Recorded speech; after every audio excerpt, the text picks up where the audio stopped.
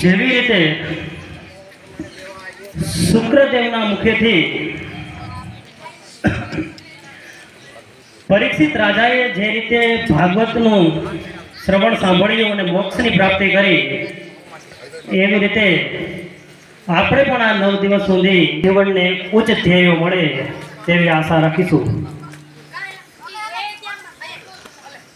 ફરીવાર આપણે આપણા આચાર્ય શ્રી અજયભાઈ પંડ્યા ભાગવતાચાર્યનો ફરીવાર એકવાર ખૂબ ખૂબ આભાર વ્યક્ત કરું છું. અને સૌપ્રથમ આ સખી મંડળના નાના એવા આ વિચારને આ વૃક્ષ બનાવ્યું આપણા ગોરબાપાએ. કારણ કે આચાર્ય આપણે કોઈ પણ આચાર્ય મળવા મુશ્કેલ હોય છે.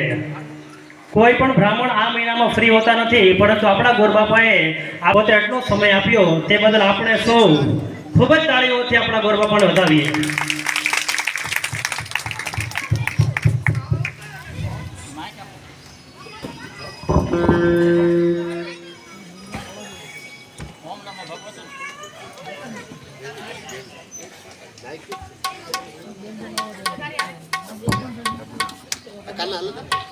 હાલ હાલ અવાજ આવે. જય અંબે બોલાય મા કલ્યાણ છે.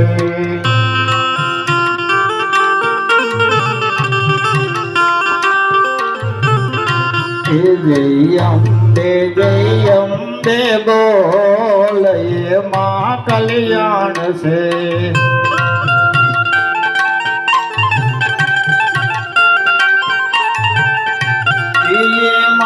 કલ્યાણ છે ને એમાં બેડો પાર છે.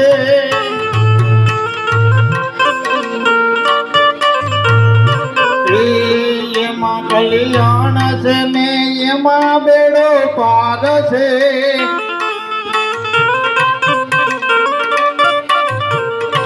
એ જગજનની બોલ એમાં કલ્યાણ છે.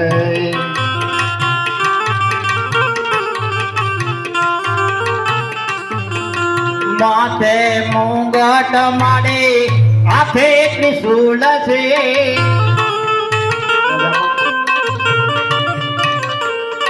એ માથે મુંગટ માતા હાથે ત્રિશૂળ છે.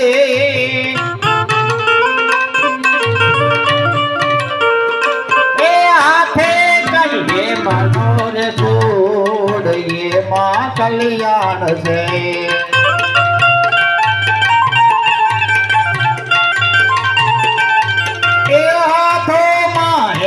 મારે સૂડ લાય માં કલ્યાણ છે.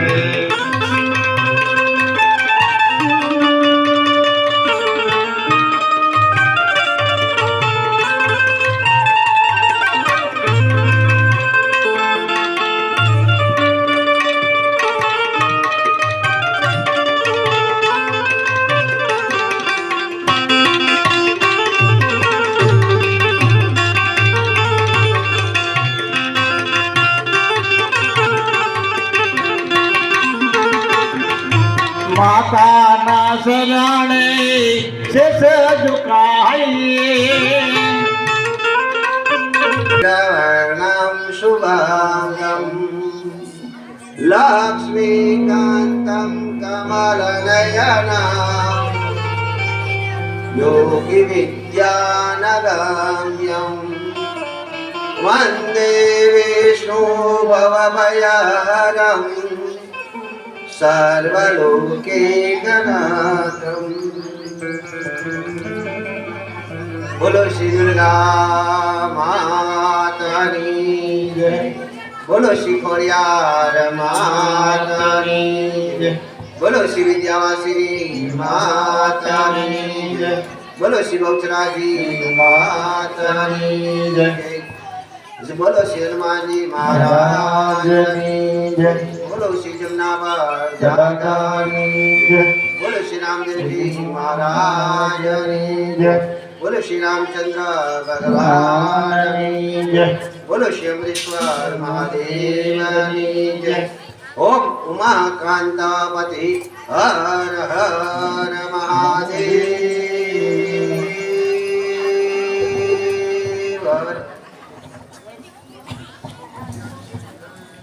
મા દુર્ગાની અસીમ કૃપાથી કરી આજે મા ખોડિયારના સાનિધ્યની અંદર આપણે સર્વ સાથે મળી અને દેવી ભાગવતનું પઠન કરવા જઈ રહ્યા છે. દેવી ભાગવત વિશે ચર્ચા કરવામાં તો સ્વયં વ્યાસજીએ પણ એવું કીધેલું છે, નારદજીએ પણ એવું કીધેલું છે કે માતાની સ્તુતિ તો માતા સ્વયં ગાઈ શકે. ત્રિદેવે પણ માતાની સ્તુતિ ગાઈ છે. જગતને ઉત્પત્તિ કરનાર, જગતનું પાલન કરનાર અને જગતનું સંહાર કરનાર ભગવાન બ્રહ્મા, વિષ્ણુ અને મહેશે ત્રણેય માતાની સ્તુતિ ગાય છે. મા ભગવતીની સ્તુતિ ગાવા માટે આપણે બધા અસમર્થ છે, પરંતુ આપણી જેટલી શક્તિ હોય એ શક્તિ પ્રમાણે આજે આપણે મા નવદુર્ગાના ચરણોની અંદર પુષ્પરૂપી જે કાંઈ આપણી શક્તિ છે એ પ્રમાણે માતાનું ગાન ગાવાનો પ્રયત્ન કરીશું. દેવી ભાગવત વિશે તમે જો વિચારો તો દેવી ભાગવત એક પહેલેથી જ આજે પહેલા દિવસે તમને એક વાત કહી જાઉં કે દેવી ભાગવતમાં એવા બધા ચરિત્રો છે કે એ ચરિત્રોને કંઠસ્થ કરવા માટે ઘણો બધો સમય લાગે, એક સમજવા માટે ઘણો બધો સમય લાગે. એને સમજવું બહુ અઘરું છે. જો પહેલેથી તમે છેલ્લે સુધી હાજર રહેશો, તો ઉપસ્થિત રહેશો અને તન મનથી અહીંયા પ્રેઝન્ટ રહેશો, તો જ તમે દેવી ભાગવતને સમજી શકશો. કારણ કે દેવી ભાગવતની અંદર એવા બધા ચરિત્રોનું નિર્માણ કરેલું છે. 17 જે આપણે પુરાણ તરીકે જેને ઓળખીએ છીએ એ 17 પુરાણ પૂર્ણ કરી લીધા પછી ભગવાન વિષ્ણુનો અંશ એવા વ્યાસજીએ 18મા પુરાણ તરીકે દેવી ભાગવતની રચના કરી. આ દેવી ભાગવતની અંદર જે પહેલાના પુરાણો રખાયેલા છે એ પુરાણોનો તો સ્વાદ પણ આમાં આવે છે. અહીં દેવી ભાગવતની અંદર એક સંશોધન અનુસાર એવું કહેવામાં આવ્યું છે કે ભાગવતના લગભગ 40% રહસ્યોનું વર્ણન આ દેવી ભાગવતની અંદર કહેવામાં આવેલું છે. ભાગવત તમે જોઈ હોય, તમે મહાભારત જોઈ હોય, તમે રામાયણ જોઈ હોય, સાંભળી હોય, પરંતુ દેવી ભાગવતની અંદર તેની અંદર શંકા પણ રહી ગઈ હોય તો તે દરેક શંકાનું સમાધાન દેવી ભાગવતની અંદર કરવામાં આવ્યું છે.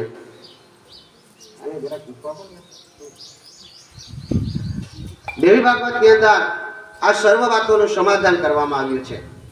એવા ઘણા બધા રહસ્યો આપણે જોયા કે જે રહસ્યો આપણને એમ થાય કે હવે પછી શું હશે, હવે પછી શું હશે, હવે પછી શું હશે. તો આજે તમને વચન આપું છું કે દેવી ભાગવતની અંદર જો તમે તરબોળ થઈ ગયા, દેવી ભાગવત સાંભળવા માટે તમે ધ્યાનથી બેસી ગયા અને દેવી ભાગવતનું એક રહસ્ય તમારા મગજની અંદર ઉતરી ગયો એટલે બીજું રહસ્ય શું છે, બીજું રહસ્ય શું છે એ જાણવાની જિજ્ઞાસાથી તમને કોઈને આજે જેમ બોલાવવા પડ્યા બોલાવવા નહીં પડે. માતાજીની જે કૃપા દેવી ભાગવતની અંદર છે, માતા જે રીતે ભાગવતની અંદર સ્વયં ભગવાન શ્રી કૃષ્ણ બિરાજમાન છે, એવી જ રીતે દેવી ભાગવતની અંદર મા નવ દુર્ગા સ્વયં બિરાજમાન છે. જ્યારે આ જગતની અંદર ક્યાંય નહોતું, ચારે તરફ માત્ર ને માત્ર પાણી હતું, ત્યારે મા દુર્ગા ઉત્પન્ન થઈ અને આ ઉત્પન્ન થઈ અને એને ત્રિદેવોને ઉત્પન્ન કર્યા. અને માતાજીએ જે વ્યક્તિને જે કાર્ય સોંપેલું છે એ કાર્ય કરવા માટે કેવી રીતે લોકો તત્પર બને છે, કેવી રીતે દેવો માતાજીની આરાધના કરે છે, પૂજન કરે છે, તે સર્વત્ર વાતનું કથન એટલે દેવી ભાગવત. દેવી ભાગવતની શુભ શરૂઆત આપ જોઈએ તો 3 મહાત્મયથી આપવામાં આવ્યું છે. અહીં 3 પ્રકારના ઉદાહરણ આપવામાં આવ્યા છે. 18 પુરાણ આપણે જોઈએ તો આપણે સર્વ પુરાણોને જાણીએ છીએ, પરંતુ દેવી ભાગવત જે 18મું પુરાણની રચના થઈ એ રચનાની અંદર એક રહસ્ય પર બીજું રહસ્ય, એક રહસ્ય પર બીજું રહસ્ય, રહસ્યોની કથા આપવામાં આવેલી છે. આથી કરી અને આપણે એક વિનંતી છે કે દેવી ભાગવત એક એવી દવા છે જે કોઈ ગોળી નથી પણ એક કેપ્સ્યુલ છે. તમે ભાગવતની અંદર આજે જાઓ, કાલે ન જાઓ તો કદાચ તમને સ્મરણ થઈ જાય, કોઈ કહી દે તો પણ યાદ આવી જાય કે ભગવાને આ કર્યું હતું, આ કર્યું હતું.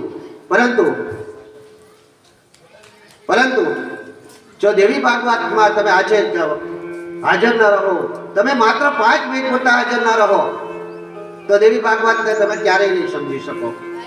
કારણ કે આ રહસ્યમય કથા છે.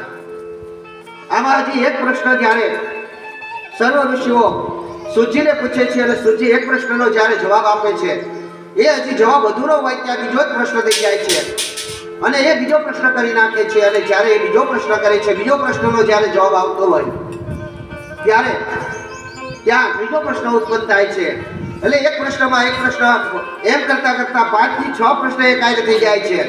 તમારે પોતાએ નક્કી કરવાનું હોય છે કઈ કયા પ્રશ્નનો કયો જવાબ છે. દેવી ભાગવતના શ્રોતાઓ પણ શ્રેષ્ઠ હોવા જોઈએ. અહીં દેવી ભાગવતની અંદર શ્રોતા અને વક્તાની પરીક્ષા કરવામાં આવેલી છે.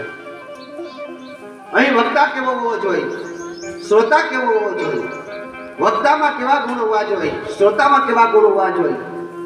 શરૂઆત અહીંથી થાય છે. 88,000 ઋષિઓ ભેગા મળી અને નૈમિષારણ્ય નામના વનની અંદર હજારો વર્ષો ચાલે સુધી એવો યજ્ઞ કરવાની ઈચ્છાથી સર્વ ભેગા મળ્યા હતા. તો આવા સમયને વિશે સર્વ ઋષિઓના મનની અંદર પ્રશ્ન થાય છે કે આપણે અનેક યજ્ઞો કરી ચૂક્યા છીએ, અનેક પુરાણોને વાંચી ચૂક્યા છીએ, અનેક પુરાણોને કંઠસ્થ કરી ચૂક્યા છે. શિવ પુરાણ હોય, મહાભારત હોય, રામાયણ હોય કે ભાગવત હોય, ગરુડ પુરાણ હોય, વૈવસ્ય પુરાણ હોય, ભવિષ્ય પુરાણ હોય, પદ્મ પુરાણ હોય, વિષ્ણુ પુરાણ હોય કે પછી લિંગ પુરાણ હોય કે વાયુ પુરાણ હોય, આ 17 પુરાણનું આપણે અધ્યયન કરેલું છે. પરંતુ દરેક પુરાણની અંદર માત્ર ને માત્ર મુક્તિની વાત કરવામાં આવેલી છે. જ્યારે મુક્તિની વાત કરવી હોય તો શું આ જીવનની અંદર આપણે જન્મ મળ્યો છે તો આપણે કાંઈ ભોગવવાનું નથી? અને ભોગવવું હોય તો કઈ રીતે ભોગવી શકીએ એ જાણવાની જિજ્ઞાસાથી કરી અને યોગી સૂર્યને આમંત્રિત કરે છે. સર્વ ઋષિઓના આગ્રહથી કરી સર્વ યોગી સૂર્ય ત્યાં આવે છે અને યોગી સૂર્યને યોગ્ય સિંહાસન ઉપર બિરાજમાન કરી પાદ્ય પક્ષને આમ કરી તેનું સ્મરણ કરી પૂજા કરી આચાર્ય દેવો ભવો કહી અને એમની પૂજા કરે છે. અને પૂજા કરી અને સર્વ સૈનિક ઋષિઓ પ્રશ્ન કરતા કહે છે કે હે મહામુનિ, આ દિવસ સુધી આપણે સર્વત્ર જે કાંઈ પુરાણોનું કથન તમે કહ્યું તમારા મુખેથી અમે ગુરુવાણીને સાંભળી છે અને દરેક ગુરુવાણીની અંદર આપે અમને માત્ર ને માત્ર મુક્તિનો માર્ગ બતાવ્યો છે. પરંતુ હે પ્રભુ, આજે અમે મુક્તિનો માર્ગ પણ સાંભળવાની ઈચ્છા કરીએ છીએ, તો આપ અમને મુક્તિનો માર્ગ બતાવો. ત્યારે સર્વ ઋષિઓના મુખમાંથી આવા શબ્દો સાંભળી અને યોગી સૂર્ય બોલ્યા હતા કે હે ઋષિવરો, તમે જે આજે પ્રશ્ન કરો છો મુક્તિ અને ભુક્તિનો માર્ગ, એ પ્રશ્નનો જવાબ છે મા દુર્ગાની સ્તુતિ, મા જગદંબાની સ્તુતિ, મા જગદંબાની આરાધના, મા જગદંબાની ઉપાસના. અને માતાજી આજે આપણે ચૈત્ર મહિનો શુભ શરૂઆત થઈ છે. આમાં ઘણા બધા લોકો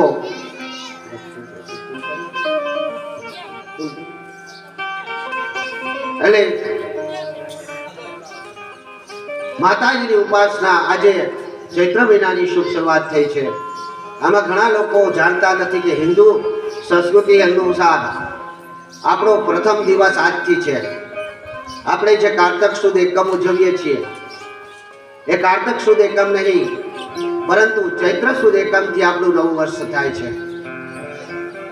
પણ અન્ય કાળે કોઈ પણ સંજોગ અનુસાર જે તે સમયે આપણે ભૂલી ગયા, પરંતુ મા નવદુર્ગાની ઉપાસના કરવાનો તો આ શ્રેષ્ઠ સમય આવ્યો છે. અહીં પ્રથમ આજે છેલ્લા 3 વર્ષથી મારા મનની અંદર એક સપનું હતું કે મા ખોડિયારના સાનિધ્યની અંદર દેવીની ઉપાસના થઈ. તો એક વખત જ્યારે મેં વાત કરી તો માતાજીનો નવચંડી યજ્ઞ 9 દિવસ રાખી દીધો. પરંતુ દેવી ભાગવતનું અધ્યયન થાય, દેવી ભાગવતનું કથન થાય એવી મારી ઈચ્છા હતી. તો આ ઈચ્છા આજે પૂરી થઈ છે. આપ સર્વ બહેનોનો સાથ સહકાર મળ્યો અને એક બેનર મળી ગયું અને ખોડિયાર માતાજીના ભુવાતાએ પણ અને આપના સમાજે પણ સાથ સહકાર આપ્યો ને આજે માતાજીના ગુણગાન ગાવાનો આપણે અવસર પ્રાપ્ત થયો છે. તો હો ભાગ્ય થયા આપણે કે આજે આપણે માતાજીના ગુણગાન ગાવા જઈ રહ્યા છીએ. તો અહીં સોનક ઋષિઓનો પ્રશ્ન સાંભળી અને કહે છે યોગી સુજી કે હે ઋષિઓ, જો સર્વ મુક્તિ અને ભુક્તિની પ્રાપ્તિ કરવી હોય, સર્વ અમૃત ફળની પ્રાપ્તિ કરવી હોય અને તો માતા જગદંબિકાની આરાધના કરવી પડે. આ અંબા કે જેનું પૂજન સ્વયં ભગવાન બ્રહ્મા વિષ્ણુ અને મહેશે કરેલું હતું. અરે કૃષ્ણ ઉપર હાર આવ્યો, ભગવાન શ્રી કૃષ્ણ ઉપર હાર આવ્યો ત્યારે ભગવાન કૃષ્ણ અને વાસુદેવે પણ જગદંબિકાની પૂજા કરી, દુર્ગાની પૂજા કરીને એમાંથી મુક્તિ મેળવી હતી. ભગવાન રામચંદ્રએ પણ જ્યારે રાવણ ઉપર વિજય પ્રાપ્ત કરવો હતો ત્યારે દુર્ગાની ઉપાસના કરી હતી અને સ્વયં શક્તિ સાથે જોડાયેલા હતા. અને આ શક્તિની માયા અપરંપાર છે. એથી કરી અને માની ઉપાસના આપણે આજથી શરૂઆત કરીએ છીએ. દેવી ભાગવતની જે કાંઈ વાત કહેવામાં આવી છે એની અંદર પહેલા માતાજી ભગવતીની આપણે સ્તુતિ કરીએ. ત્યારથી ભગવાનની ઉપર કઈ રીતે હાર આવ્યો, દેવી ભાગવતનું મહાત્મય.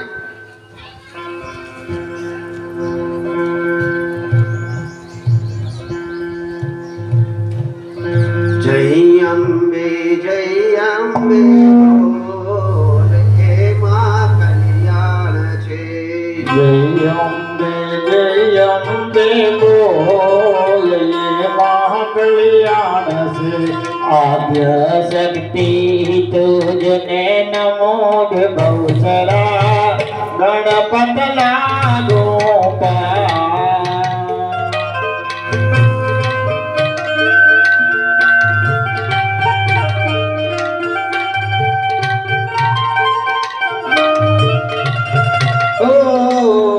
आद्य शक्ति तुझने नमो बहुसरा गणपत लागो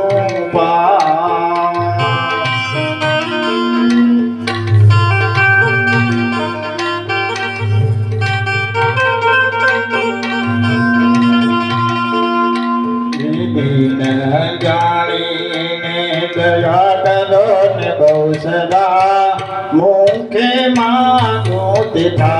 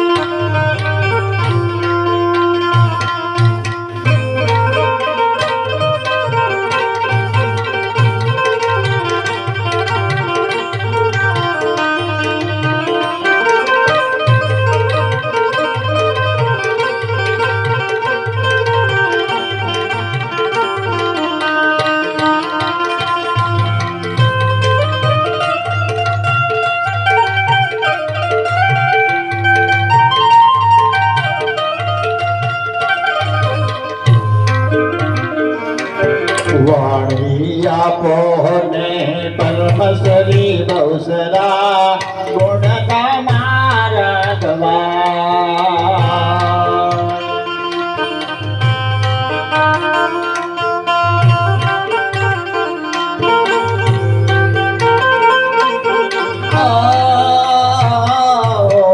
वाणिया पोहने बहुसरा इदम्मा गुण मारागवा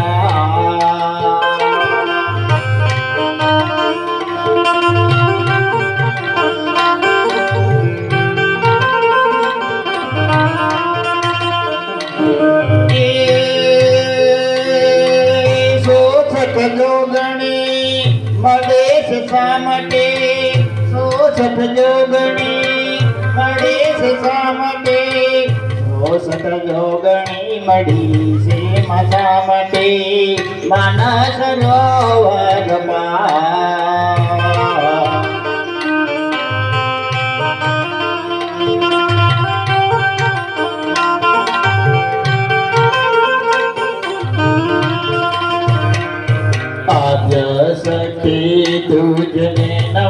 ને બહુસરા ગણપત લાગો પાય ગણપત લાગો પાય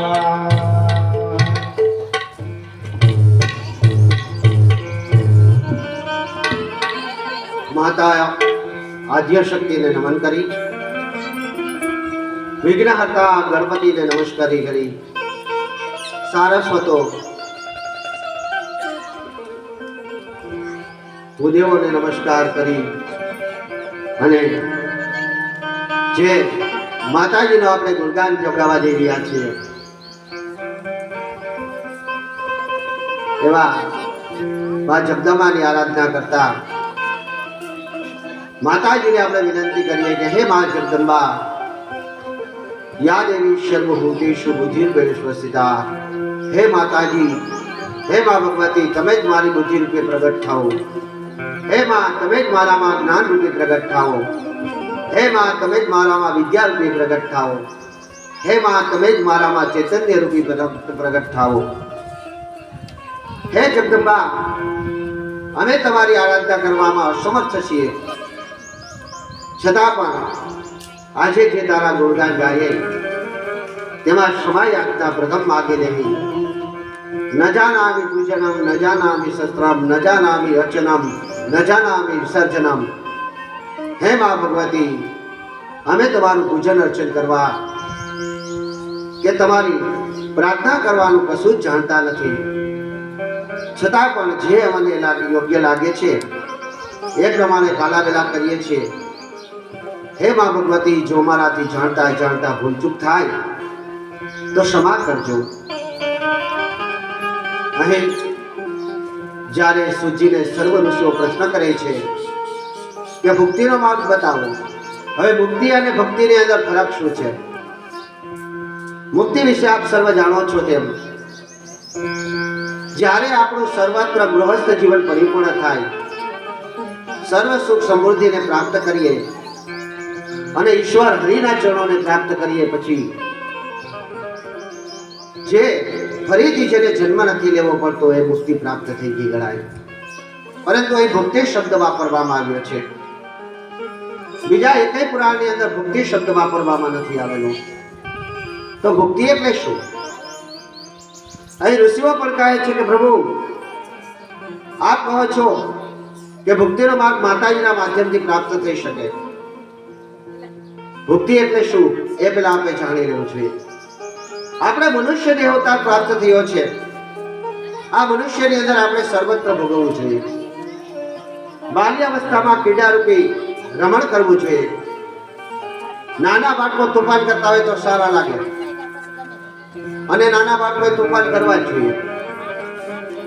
જો નાના બાળકો તોફાન ન કરે તો એના ક્રીડા રૂપા એને જે રમત રમવાની છે, એટલે જ ભગવાન શ્રી કૃષ્ણએ ભાગવતની અંદર સર્વત્ર પોતાની ક્રીડાઓને બતાવી છે. અને ત્યાર પછી યોન રૂપમાં આવી લગ્ન કર્યા પછી ઘર સંપત્તિ, પતિ પત્ની, સંતાનો અને સર્વત્ર જે અત્યારે આપણે સુખને કે માનીએ છીએ એવા સર્વત્ર સુખના સાધનોને પ્રાપ્ત કરી લે એને ભક્તિ ગણવામાં આવે છે. અહીં ઋષિવરો કહે છે કે હે પ્રભુ, અમને જન્મ મળ્યો, મનુષ્ય અવતાર પ્રાપ્ત થયો, તમે ભક્તિ પ્રાપ્ત કરવાના અધિકારી છે. આથી કરી હે પ્રભુ, આપ અમને ભક્તિનો માર્ગ બતાવો. ત્યારે યોગી સુખજી કહે છે કે હે ઋષિવરો, મા નવદુર્ગાની પૂજા આરાધના કરતા, માતાજીની પ્રાર્થના કરતા જે કોઈ જીવાત્મા એની પૂજા પ્રેમ ભાવથી કરે છે, શ્રદ્ધાથી કરે છે, એ જીવાત્મા મુક્તિ અને ભક્તિ બંનેને પ્રાપ્ત કરે છે. પોતાના સર્વ સંકોટોમાંથી મુક્ત થાય છે. અહીં દેવી ભાગવતની અંદર 3 મહાત્મય ગાવામાં આવેલા છે. પહેલા મહાત્મયની અંદર ભગવાન શ્રી કૃષ્ણની વાત કરવામાં આવી છે. ઘણા લોકો કહે કે ભાગવતની અંદર ભગવાન શ્રી કૃષ્ણ આવતા હતા, પણ દેવી ભાગવતની અંદર શરૂઆતમાં જ શ્રી કૃષ્ણ, હા, દેવી ભાગવતની અંદર શરૂઆતમાં શ્રી કૃષ્ણ આવે છે. દ્વારકાની અંદર જ્યારે ભગવાન શ્રી કૃષ્ણ સુધર્મા નામની સભા ભરતા હતા ત્યારની આ વાત છે. અહીં યોગી સૂર્ય કહે છે કે હે ઋષિવરો, દ્વારકા ઉપર મહામારી આવી અને એ મહામારીમાંથી છૂટવા માટે થાય અને વસુદેવે માં નવદુર્ગાનું પૂજન અર્ચન કરી નવારણ પારાયણનો અંત કરી અને ત્યારે સર્વત્ર સંકટમાંથી મુક્ત થયા હતા. અહીં ઋષિઓના મનની અંદર તરત જ પ્રશ્ન ઉત્પન્ન થાય છે કે હે પ્રભુ, હે બાપજી, આપ કહો છો કે દ્વારકાની ઉપર મહામારી આવી. પેલા તો એ સમજાવો કે મહામારી એટલે શું અને વળી દ્વારકાધીશ ઉપર કઈ રીતે આવી? કારણ કે અમે તો સાંભળ્યું છે કે દ્વારકાધીશ સ્વયં વિષ્ણુના અવતાર હતા અને ભગવાન વિષ્ણુ ઉપર જો મહામારી આવી શકે તો આપણે તો મૂળ મનુષ્ય છીએ, તારી મારી માયામાં મોહિત થયેલા વ્યક્તિઓ છે. સુખ અને દુઃખ આપણી વચ્ચે તો આવે જ રાખવાનું છે. તો હે પ્રભુ, પહેલા તો અમને એ જવાબ આપો કે આ દ્વારકામાં મહામારી કઈ રીતે આવી અને આ વાસુદેવે વળી શું કર્યું? ત્યારે સર્વ ઋષિઓના મુખમાંથી આવા શબ્દો સાંભળી અને યોગી સૂચિ કહેવા લાગ્યા કે હે ઋષિવરો, સાંભળો, હવે હું તમને દેવી ભાગવતનું પ્રથમ મહાત્મ્ય કહું છું. ભગવાન શ્રી કૃષ્ણ જ્યારે દ્વારકાના રાજા તરીકે સુપ્રસિદ્ધ હતા ત્યારે ધર્મનું પાલન કરવા માટે થઈ, સત્યનો માર્ગ બતાવવા માટે થઈ, લોકોને પાપથી દૂર રાખવા માટે થઈ, લોકો દુરાચારથી દૂર રહે એટલા માટે થઈ અને ભગવાન સુધર્મા નામની સભા ભરતા હતા. આ સુધર્મા નામની સભાની અંદર લોકો આવીને એની સાથે જે કાંઈ પ્રશ્ન થાય, એની સાથે કોઈ અધર્મની વાત થઈ હોય, કોઈ અન્યાય થયો હોય, કોઈ અહિત થયું હોય, કોઈએ તેમની સાથે દુશ્મની કરી હોય, તો આ સર્વ વાત ભગવાન શ્રી કૃષ્ણ સામે રજૂ કરતા અને ભગવાન શ્રી કૃષ્ણ સર્વત્ર વાતનો જવાબ આપતા અને એની સાથે ન્યાય કરતા. આ સુધર્મા નામની સભાની અંદર બન્યું એક દિવસ એવું કે ભગવાન શ્રી કૃષ્ણ પોતાના રાજ સિંહાસન પર બેઠા હતા. ત્યારે આવા સમયને વિશે અચાનક પ્રકાશિત એવું, જાણે કે સૂર્ય આવતા હોય એવું અજવાળું પથરાઈ ગયું. અચાનક આટલું બધું અજવાળું થઈ જવાની સાથે જ ભગવાન શ્રી કૃષ્ણ વિચાર કરે છે કે આટલું અજવાળું કઈ રીતે આવ્યું? શું સ્વયં સૂર્યદેવ અત્યારે મારી સભામાં ઉપસ્થિત થઈ રહ્યા છે કે શું? આવો મનની અંદર વિચાર કરી પ્રધાનોને કહે છે કે હે પ્રધાનો, જુઓ તો ખરી આટલો બધો પ્રકાશ, આ તેજ ક્યાંથી આવી રહ્યું છે? ત્યારે પ્રધાનો કહે છે કે ના મહાપ્રભુ, આ કોઈ સૂર્યદેવ અહીં નથી પધાર્યા, પરંતુ આ તો સત્રાજીત આવી રહ્યા છે. સત્રાજીત? હા, સત્રાજીત, ભોજવંશી રાજા સત્રાજીત. અહીં ઋષિવારો ફરીથી પ્રશ્ન કરે છે કે પ્રભુ, સત્રાજીત આવવાથી આવું શું થયું કે ભગવાન શ્રી કૃષ્ણ વિચારમાં પડી ગયા?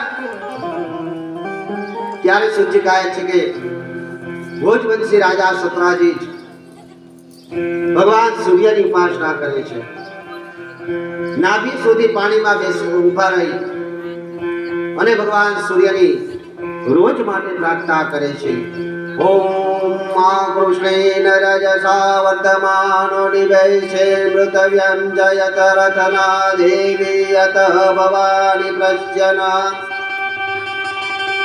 ઓમ સૂર્યાય નમઃ, ઓમ ભાસ્કરાય નમઃ, ઓમ આદિત્યાય નમઃ, ઓમ મિત્રાય નમઃ, ઓમ ખગાય નમઃ, ઓમ રવ્યે નમઃ, ઓમ ભાનુવે નમઃ, ઓમ ઉષ્ણે નમઃ, ઓમ હિરણ્યગર્ભાય નમો નમઃ. સૂર્યદેવની રોજ માટે આરાધના કરે છે. ત્યારે ભગવાન સૂર્યદેવ તેની ઉપર પ્રસન્ન થાય છે અને ભગવાન સૂર્યનારાયણ પોતે પૃથ્વી પર આવી અને આ સત્રાજીત સાથે મિત્રતા કરે છે અને કહે છે કે હે સત્રાજીત, તમે માત્ર મારા ભક્ત નથી, પણ તમે મને એટલા બધા પ્રસન્ન કર્યા છે કે હું તમને મારા મિત્ર તરીકે સ્થાન આપું છું. આમ કહી અને સૂર્યદેવ સત્રાજીતને સૂર્યમંડળની પ્રદક્ષિણા પણ કરાવે છે અને સૂર્યદેવ આકાશ મંડળની પ્રદક્ષિણા કરાવી અને પ્રસન્ન થઈ અને એને સૈન્મત્તક નામનો મણિ આપે છે. આ મણિ એટલો તેજસ્વી હતો, એટલું એનામાંથી તેજ પ્રગટ થતું હતું કે મણિ જ્યાં પણ હોય ત્યાં પણ કોઈ પણ પ્રકારનો રોગ હોય કાંઈ પણ રહેતું ન હતું.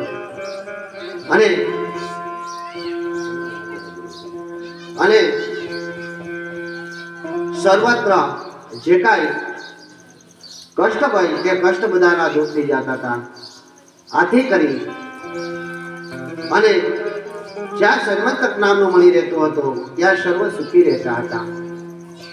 જેવો સત્રાજીતને આ સન્મંતક નામના મણિ મળે છે અને મણિનું અજવાળું ચારે પર પ્રકાશ પસરાય છે ત્યારે સર્વ લોકો એની ચર્ચા કરવા લાગે છે. આખા દ્વારકાની અંદર સત્રાજીતની જય જયકાર થાય છે અને સત્રાજીત જેવો તપસ્વી, યશસ્વી, કીર્તિવાન કોઈ નથી એવું પણ કહેવામાં આવે છે. અહીં સત્રાજીત પોતાના ગળાની અંદર આ મણિ પહેરી અને કૃષ્ણની જ્યારે સભામાં આવે છે ત્યારે ભગવાન પ્રધાનોની સાથે વાત કરી કહે છે કે ભલે જે હોય તે, ભલે તપસ્યા સત્રાજીતે કરી, પરંતુ આપણા રાજ્યમાં રહે છે અને આવું કિંમતી મણિ એની પાસે હોય. કેટલો કિંમતી હતો આ મણિ ખબર છે? આ મણિ રોજનો 8 ભાગ સોનું આપતો હતો. 8 ભાગ સોનું રોજ માટે આ મણિ ઉત્પન્ન કરતો હતો. 1 ભાગ સોનું બરાબર 20 તોલા થાય. એટલે રોજ માટે આ મણિ 160 ભાગ સોનું અર્પણ કરતું હતું. ભગવાન શ્રી કૃષ્ણને ખબર પડે છે એટલે ભગવાન શ્રી કૃષ્ણ કહે છે કે આમાં તો સત્રાજીતનું જ અહિત રહેલું છે. જો આ મણિ વિશે કોઈ ડાકુ લૂંટેરા, કોઈ અપરાધીને ખ્યાલ આવી ગયો કે સત્રાજીત પાસે આવી કિંમતી મણિ છે તો આ મણિ માટે થઈ અને આ સત્રાજીતને અહિત પણ કરી શકે છે, સત્રાજીત ઉપર વાર પણ કરી શકે છે. આથી કરી સત્રાજીતને ભગવાન શ્રી કૃષ્ણ પોતે આવીને કહે છે કે હે સત્રાજીત, તમારી ઉપાસનાથી ભગવાન સૂર્યનારાયણ તમારી ઉપર પ્રસન્ન થયા અને ભગવાન સૂર્યદેવે જે તમને આ સન્મંતક નામનું મણિ આપ્યો છે એ આપણા રાજ્યને શોભા ગઈ. આથી કરી તમે આ મણિ રાજ ખજાનામાં જમા કરી દો. મેં સાંભળ્યું છે કે તે રોજનું 8 ભાગ સોનું આપે છે. આટલું બધું સોનું જો તમારી પાસે હશે તો તમે લાખો લોકોને તમારા વેરી બનાવી લેશો. પરંતુ જો રાજ ખજાનાની અંદર આ મણિ જમા હશે તો રાજ્ય એનું રક્ષણ કરી શકશે. તમે એકલા ક્યાં સુધી આનું રક્ષણ કરશો? ભગવાન શ્રી કૃષ્ણની વાત તો સત્ય હતી, પરંતુ સત્રાજીત કહે છે કે એવું થોડુંક બને. આ રાજ્ય માટે મેં નથી મેળવ્યું. ઘણા વર્ષો સુધી હું પાણીમાં ઊભો રહ્યો ત્યારે આ મણિ મને પ્રાપ્ત થઈ છે. મેં સૂર્યદેવના તાપને સહન કર્યો છે, મેં અગ્નિને સહન કરી છે, ખૂબ ઘોર તપસ્યા કરી ત્યારે સૂર્યદેવ મારી પર પ્રસન્ન થયા અને આ પ્રસન્ન થઈ અને મને આ મણિ આપ્યો છે. આ મણિ પર માત્ર ને માત્ર મારો અધિકાર છે. તમે કઈ રીતે કહી શકો કે હું આ રાજ્યની અંદર જમા કરાવી દઉં? ઉપાસના મારી હતી, સૂર્યદેવ મારી પર પ્રસન્ન થયા, આથી માત્ર ને માત્ર મારો અધિકાર છે. આથી હે કૃષ્ણ, તમે મારા મણિ ઉપર અધિકાર જમાવવાનો પ્રયત્ન ન કરો એ જ સારું છે. આમ કહી અને સત્રાજીત ત્યાંથી ચાલ્યો જાય છે. આ બાજુ બધી જ ઘર ચારે ઘર માત્ર ને માત્ર ચર્ચા થવા લાગે છે કે સત્રાજીતે જ્યારે ભગવાન શ્રી કૃષ્ણને ના પાડી તો આ મણિને મેળવવા માટે કૃષ્ણ કાંઈક ને કાંઈક તો કરશે જ. કારણ કે શ્રી કૃષ્ણની નાનપણથી માંડી અને યુવાની સુધીની બધી ચર્ચા તો બધાને ખ્યાલ હતી. પરંતુ યાદવો સહિત દરેક લોકો આ મણિને પ્રાપ્ત કરવાનો વિચાર કરતા હતા. કાયમ માટે એક જ વિચાર કે અમે આ મણિને કઈ રીતે પ્રાપ્ત કરી શકીએ. પરંતુ આ મણી પ્રાપ્ત કરવી એવી કોઈ સહેલી ન હતી. આથી કરી અને સત્રાજીત રોજ માટે આ મણી માટે ઘણી બધી સુરક્ષા પણ રાખી હતી. પરંતુ અહીં વાત તો જ્યારે વાયુએ કે દ્વારકાની અંદર ફેલાઈ ગઈ કે ભગવાન શ્રી કૃષ્ણ ગમે એમ કરીને આ મણી મેળવી જ લેશે. આ સત્રાજીતે કૃષ્ણને ના પાડી દીધી. અરે કૃષ્ણ કોણ છે? કૃષ્ણ કે જેને કંસ જેવા મહાવીરને હરાવ્યો, કૃષ્ણ કે જેને કાલી નાથને નાખતીઓ, કૃષ્ણ કે જેને પાંડવોની સાથે માત્ર સારથી બની અને કૌરવ સાથે યુદ્ધમાં વિજય અપાવ્યો, કૃષ્ણ કે જેને વિશ્વ પિતામહ જેવા યોદ્ધાને હથિયાર ઉપાડવા માટે મજબૂર કરી દીધા, આવા કૃષ્ણ સાથે વેર કરી અને સત્રાજીતે સારું નથી કર્યું. આવી જ્યારે ચર્ચા થવા લાગે છે, અહીં કહેવાય છે કે જ્યારે યોગ્યતાથી વધારે પ્રાપ્ત થઈ જાય ત્યારે આપણે સર્વત્ર અભિમાની બની જાય છે. અને અહીં સત્રાજીત પણ ખૂબ જ અભિમાની બની જાય છે. અને અભિમાનમાં ને અભિમાનમાં તે સર્વત્ર ભૂલી જાય છે. ભગવાન શ્રી કૃષ્ણ કોણ છે એ ભૂલી જાય છે. અહીં તે જાણતો હતો કે કૃષ્ણ કોણ છે, છતાંય પોતાનું મણી દેખાડવા માટે ચારે કોર તે ઘૂમે છે, પોતાના ગળામાં ધારણ કરે છે. હવે આપણે આવી વસ્તુ મોટી મોટી કિંમતી વસ્તુ આપણી પાસે હોય તો આપણે બીજાને દેખાડવાનો પ્રયત્ન કરીએ. આપણે એક બેન હારો તૈયાર કરી નીકળે તો આપણે પછી બીજા માગીને ફેરીએ. મેં આ સાફો માગી ફેર્યો એમ સારું દેખાવાનો બધા પ્રયત્ન કરે. સત્રાજીતના કુટુંબના જેટલા લોકો હતા એ પણ એક દિવસ સેમતક મણી પહેરી જાય અને દેખાડે કે જો મારી પાસે આ સેમતક મણી છે. આમ તો દેખાડવાની વસ્તુ છે ને વધારે પડતી બહેનોમાં વધારે હોય છે, ભાઈઓમાં નથી હોતી. અને આ બહેનો પાછા એકબીજાની નિંદા પણ વધારે કરતા હોય છે. આવું જોવા પણ મળે છે ને શાસ્ત્રમાં પણ લખેલું છે. દેવી ભાગવત કથન કરી રહ્યો છું તો અહીંથી કોઈ એક શબ્દ પણ એવો નહીં બોલવું કે જે તમારા મનની અંદર ખોટું લાગે. અહીંયા દેવી ભાગવતની અંદર જે ઉદાહરણ આપેલા છે એ ઉદાહરણોનું જ વર્ણન તમને કરીશ. આમાં ચોખ્ખું લખાયેલું છે કે બહેનોની અંદર ઈર્ષા વધારે હોય છે. એક બેન સારી સાડી પહેરીને નીકળે તો બીજી બેન એની ઈચ્છા કરે, એ તો માગ્યા છે. પરંતુ પુરુષો કદાચ ને 5,000 રૂપિયાની સફારી પહેરી નીકળે, 50,000 રૂપિયાની સફારી પહેરી નીકળે તો કોઈ પુરુષની નિંદા નહીં કરે. અહીં જોકે બહેનોની એક શ્રેષ્ઠ વાત એ પણ છે, દેવી ભાગવતે બહેનો માટે ખૂબ મહત્વની ગાથા પણ ગાયેલી છે. માતા શક્તિનું સ્વરૂપ છે. જે બહેનો અર્પણ કરી શકે પુરુષ ક્યારેય અર્પણ ન કરી શકે. શાસ્ત્રોની સાથે સાથે આપણા સાહિત્ય, આપણા ઇતિહાસ પણ એની સાક્ષી પૂરે છે કે ક્યારે પણ પુરુષની જગ્યા હંમેશા માટે સ્ત્રી લઈ શકે છે, પણ સ્ત્રીની જગ્યા ક્યારે પુરુષ લઈ શકતો નથી. સમાજની અંદર એવા ઘણા બધા ઉદાહરણો જોવા મળ્યા છે. દેવી ભાગવતની અંદર પણ એવા ઉદાહરણો છે કે નાનપણની અંદર નાના બાળકો હોય અને જો એના પિતાનું મૃત્યુ થઈ જાય તો એ સ્ત્રી ગમે કરી અને એને પોતાના બાળકોને મોટા કરી દે છે. અહીં એક ગીત પણ લખેલું છે કે બાપની જગ્યા માં લઈ શકે પણ માની જગ્યા બાપ ક્યારે લઈ નથી શકતો. તો સ્ત્રી તત્વની દેવી ભાગવતની અંદર ઉપાસના કરવામાં આવી છે. પરંતુ અહીં સત્રાજીતના પત્ની સહિત જે હોય તે સમંતક નામનું મણી લઈને ફરવા નીકળે છે. બન્યું એક દિવસ એવું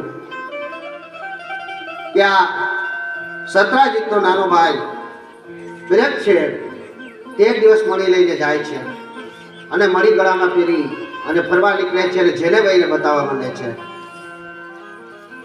આ બતાવતું તે ભાન ભૂલી જાય છે અને જંગલ તરફ નીકળી જાય છે. આ જંગલની અંદર એક સિંહ હોય છે અને સિંહ સાથે તેનું યુદ્ધ થાય છે અને તે સિંહ તેને ફાડી નાખે છે. આ બાજુ જ્યારે મણી નથી મળતો ત્યારે સત્રાજીત ખૂબ જ ભય પામે છે, વિચારે છે કે મણી ક્યાં છે. વિચારી અને કહે છે કે નક્કી ઓલા કાળિયાએ જ આ મારો મણી ચોરી લીધો હોય છે. ભલે નાનપણમાં જેને કોઈના ઘરમાં દૂધ ન રહેવા દીધું, કોઈના ઘરમાં દહીંના માટલા ન રહેવા દીધા, નાનપણમાં નાની નાની ચોરી કરતો, એ અત્યારે એટલી કિંમતી મણીની ચોરી ન કરે. વાયુ વેગે આ વાત ફેલાવા માંડે છે કે ભગવાન શ્રી કૃષ્ણએ આ મણીને ચોરી લીધી છે. જ્યારે આ સર્વત્ર વાત આખા દ્વારકાની અંદર ફેલાઈ જાય છે અને આ બાજુ સત્રાજીત પણ પછી વટફેર આવે છે અને શ્રી કૃષ્ણને કહે છે કે મારી મણી પર માત્ર ને માત્ર તારી નજર હતી, મારો મણી તમે જ લીધો છે. આવું કહે છે ત્યારે ભગવાન શ્રી કૃષ્ણ પર આડ આવે છે. અહીં સુધી કહે છે કે ઋષિઓ, આને મહામારી આવી કહેવાય. જે ભગવાન તરીકે લોકો જેનું પૂજન કરે છે, જે ધર્મ સભાના અધ્યક્ષ છે, વિધર્મ નામની સભા ભરે છે, જે લોકો સાથે ન્યાય કરે છે, હંમેશા નીતિમાં રહે છે, સત્યનું પાલન કરે છે, સત્ય વચન બોલે છે, એવા વ્યક્તિ ઉપર જ્યારે ચોરીનો આડ આવે ત્યારે એને મહામારી કહેવાય. અને આ મહામારીથી બચવા માટે જે વાસુદેવે ઉપાય કર્યો, એ ઉપાય દેવીની આરાધના હતી, દેવીની ઉપાસના હતી. કેવી ઉપાસના કરી હતી માતાની?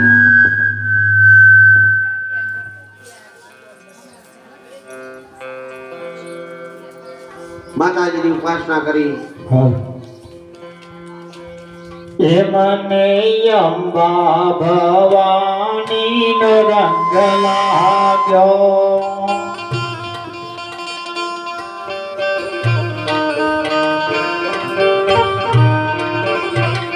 એ મને અંબા ભવાની નો રંગ લાગ્યો.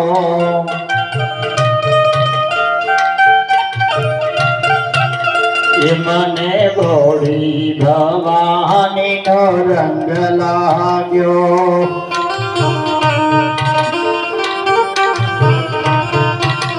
એ તારા દર્શન નો રંગ મને લાગ્યો મોરી માં, અંબા ભવાની નો રંગ લાગ્યો.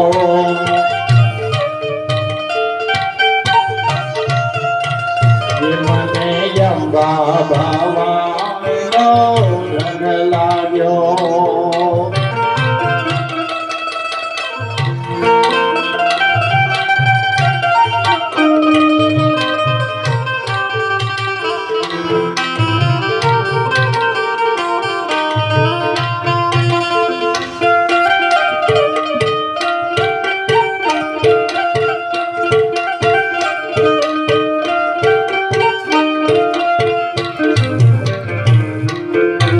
ये मारी रासे के घूमता रंग लागो,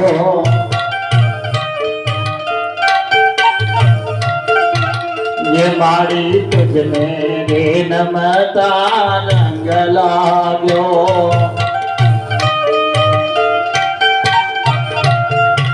ये तारा पूजन नो रंग देवो लगो मोरी माँ, અંબા ભવાની નો રંગ લાગ્યો.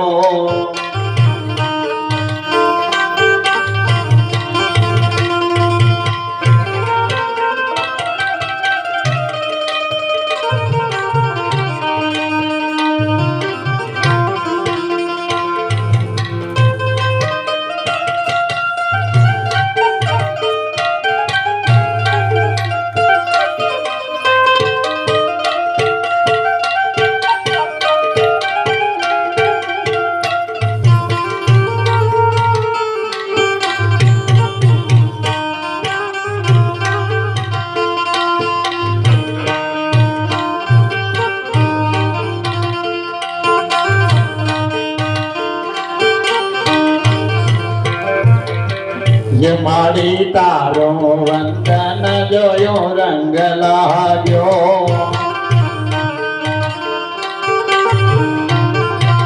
ये माता तारो वंदन जोयो रंग लाग्यो.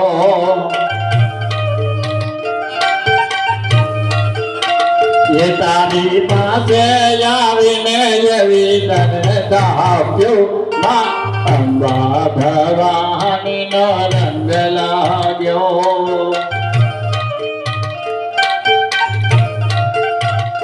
મને અંબા ભવાની નો રંગ લાગ્યો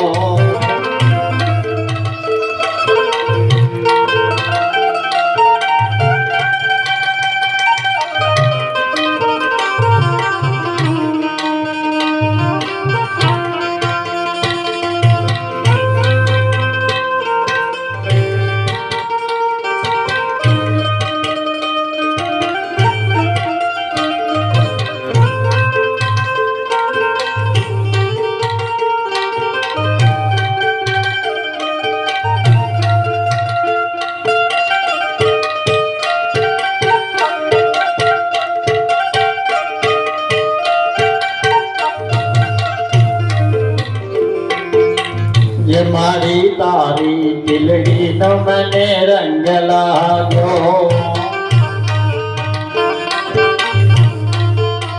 ये माता तारी दिलड़ी नो मने रंग लाग्यो ये तारा स्वरूप ने जो ये हो तो बन बोली गयो अंबा भवानी नो रंग लाग्यो ये मारी अंबा भवानी नो रंग लाग्यो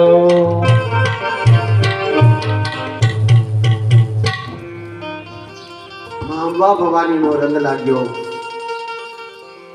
એટલે જ્યારે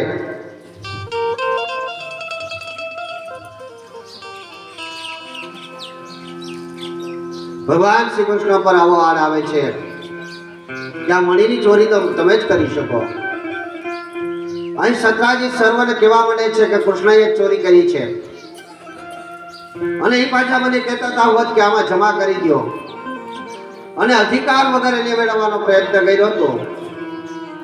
આથી કરી અને એને જ આ મણી લઈ લીધો હશે. અહીં સતરાજીતનો ભાઈ પણ ગાયબ હોવાથી પોતાનો ભાઈ ક્યાં છે એવા પણ ચિંતામાં તે લાગી જાય છે. આ બાજુ ભગવાન શ્રી કૃષ્ણ વિચારે છે કે આ મારી ઉપર આડ આવ્યો, પણ આડ કેમ આવ્યો? ત્યારે એવું કહેવાય છે કે ભગવાન શ્રી કૃષ્ણ પર આડ આવવાનો છે એને ખબર જ હતી. ભાદરવા ચોથ અમુક દિવસ, અમુક સમય, અમુક નક્ષત્ર, અમુક યોગ હોય ને ત્યારે તમારા ઉપર ખરાબ સમય છે ગણવામાં આવે છે. આપણે ઘણી વાર કહીએ ને કે આપણે આજે વારમ ઘડી એટલે એક ઘટના બને, અયોગ્ય ઘટના આપણી આજે બને ત્યારે આપણે વિચારીએ કે આપણો સમય ખરાબ છે. અહીં આજ ભગવાન શ્રી કૃષ્ણનો દિવસ ખરાબ હતો. ભગવાન શ્રી કૃષ્ણનો દિવસ કેમ ખરાબ હતો? તો આગળ જતા બીજા મહાત્મયની અંદર ગંડાત યોગ અને રોહિણી નક્ષત્રની પણ વાત આવશે.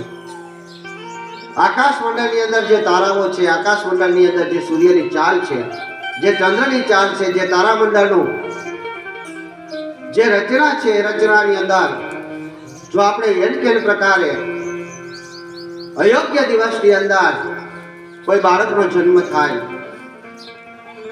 તો એ બાળક અયોગ્ય કર્મ કરવાવાળો બને છે.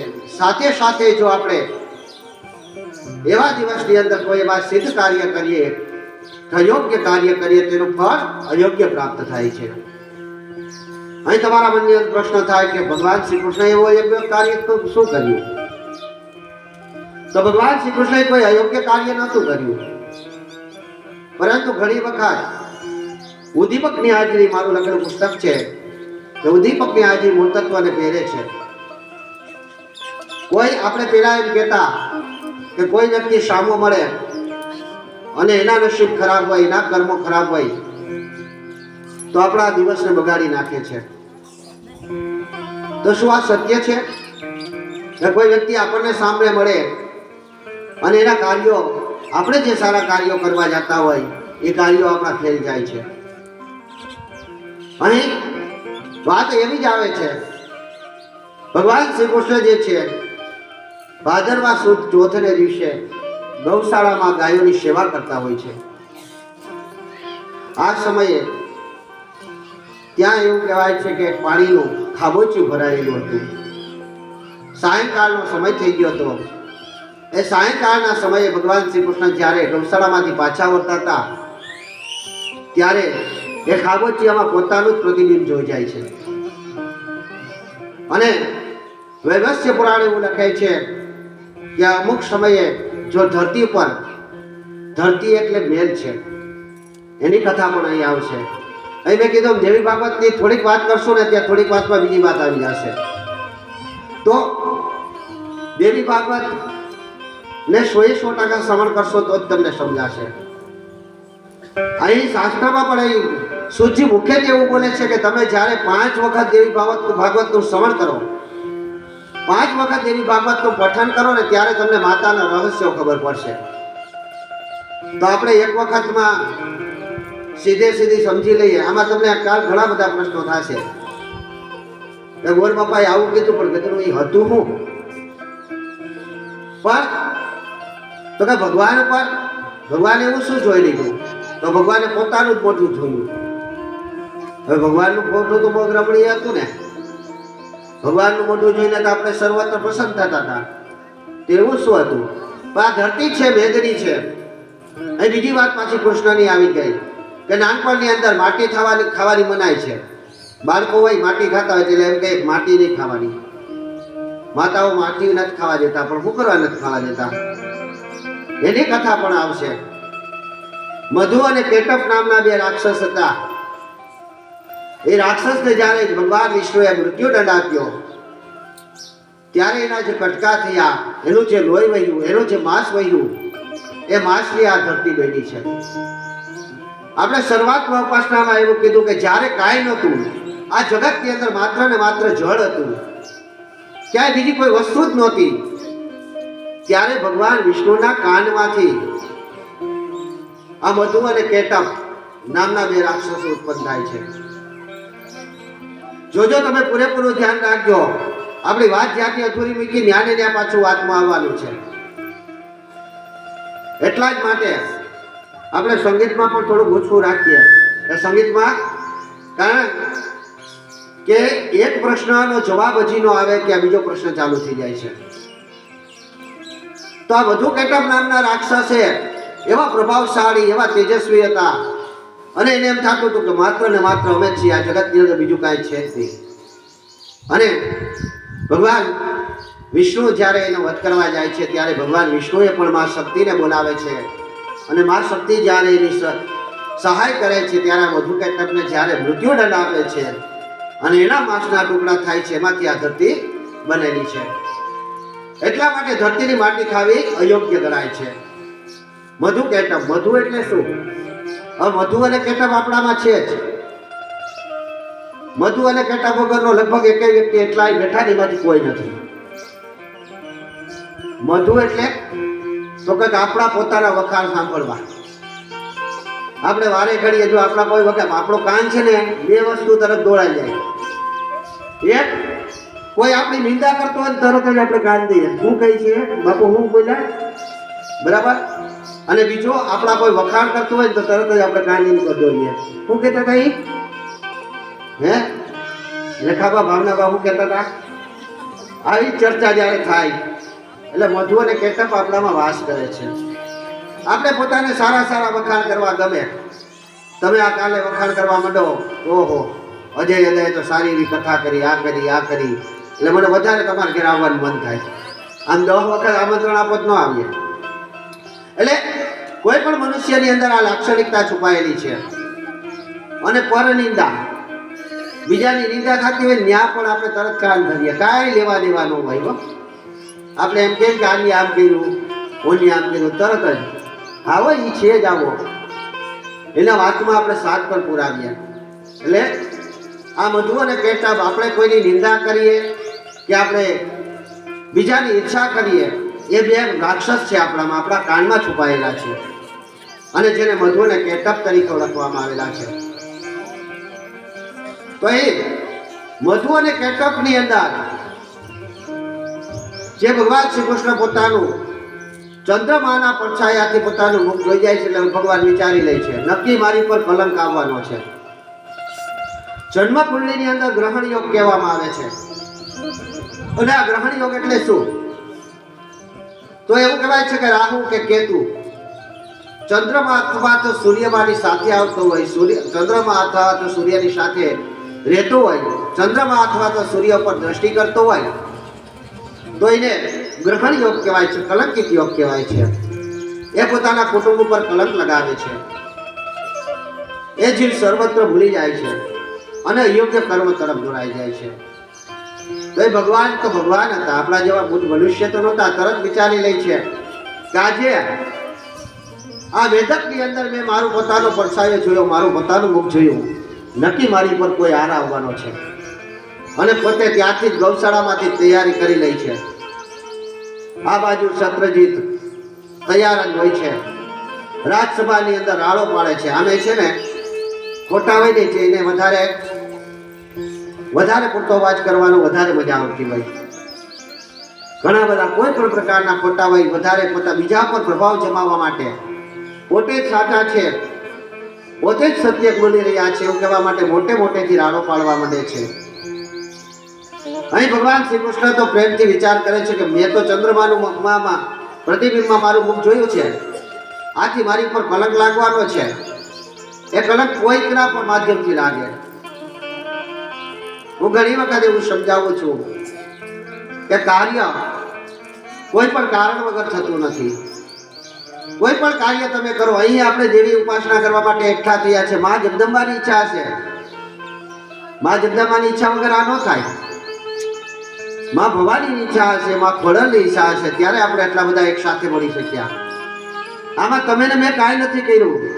કોઈ તમને શ્રેય દેતા હોય, કોઈ ભુવાતાને શ્રેય દેતા હોય, કોઈ સખી મંડળને શ્રેય દેતા હોય, કોઈ અજય દાદાને શ્રેય દેતા હોય, તો આપણો કોઈ શ્રેય છે જ નહીં.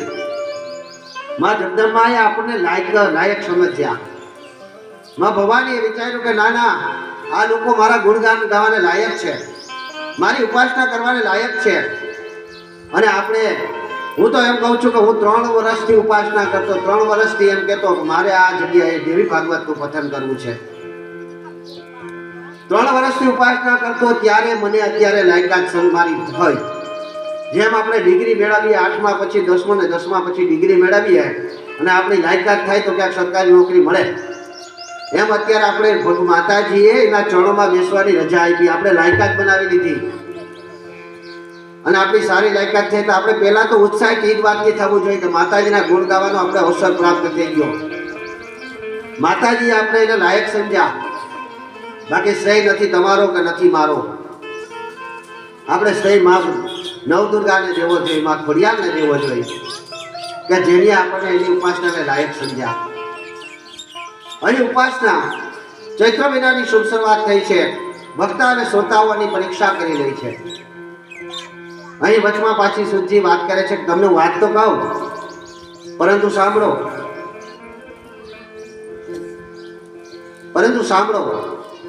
તમારે ધ્યાનપૂર્વક આ વાત સાંભળવી જોશે. કારણ કે આમાં જો તમે ચૂપ કરી જાશો તો તમે કંઈક અયોગ્ય સમજી લેશો. અને અયોગ્ય કુપુત્ર સમાન ગણાય, અયોગ્ય શ્રોતા કુપુત્ર સમાન ગણાય છે. અહીં કુપુત્રની પણ વાત આવે છે કે સુપુત્ર અને કુપુત્રમાં કેવો ફરક છે. મા જગદંબાના ગુણ ગાવા માટે વક્તા કેવો હોવો જોઈએ, પેલા વક્તાની વાત કરવામાં આવી છે. તો વક્તા પેલા તો બ્રાહ્મણ, વિપ્રાહમ વક્તાયમ દેવી ભાગવતઃ, પેલા તો બ્રાહ્મણ જ વક્તા તરીકે હોવો જોઈએ. પેલી વાત એ છે. અત્યારે દેવી ભાગવતનું કથન માત્ર વ્યાસપીઠ ઉપર બ્રાહ્મણ જ કરી શકે. દેવી ભાગવત અને ભાગવત માત્ર ને માત્ર બ્રાહ્મણ, વિપ્રમાં શું માત્ર ને માત્ર બ્રાહ્મણ જ એની લાયકાત ધરાવે છે. અને બ્રાહ્મણ પણ કેવો હોવો જોઈએ? કંઠમસ્તુ પ્રયાગતા, તે મુખેથી વાત કરી શકવો જોઈએ. આમ નહીં કે દેવી બાબતની ચોપડી ખોલી અને વાંચી જવાનું. એવું કથન તો અત્યારના બાળકો પણ જેને વાંચતા આવડે છે એ કરી શકે. શ્રોતાઓને જોઈએ છે એવું પીરસવો જોઈએ. શ્રોતાઓને જોઈને ઉદાહરણ જ્યાં જરૂર પડે ત્યાં ઉદાહરણ આપી શકવો જોઈએ. જ્યાં જરૂર પડે ત્યાં માતાજીમાં તમે થોડીક વાર બે ધ્યાન થઈ જાઓ. આપણે વાત એવી રાખી હતી કે આપણે 5 વાગે ચા પાણીનો વંટ રાખશું, પરંતુ પેલા ચા પાણી આવી ગયા. તો એ શ્રોતા જ્યારે બે ધ્યાન થઈ જાય ત્યારે આપણે તમને ક્યારેક એવો વિચાર આવવો જોઈએ કે ભાઈ આમાં સંગીત અને પૂનાભાઈ, ખાસ કરીને પૂનાભાઈના આપણે આભારી છીએ કે આપણે જ્યારે આ વાત કરી કે આપણે દેવી ભાગવત કરવી છે એટલે ઉત્સાહિત થઈ અને મારી જેમ હું જેમ આખી રાત જાગીને આ કંઠસ્થ કરું છું એમ એ પણ એવા ગીતોને કંઠસ્થ કરવા લાગ્યા. તો અહીં જ્યારે જરૂર પડે તમને આનંદ આવે, શ્રોતાઓને જે આનંદ આવે એવું પીરસવાનું વક્તામાં સદગુણ હોવો જોઈએ.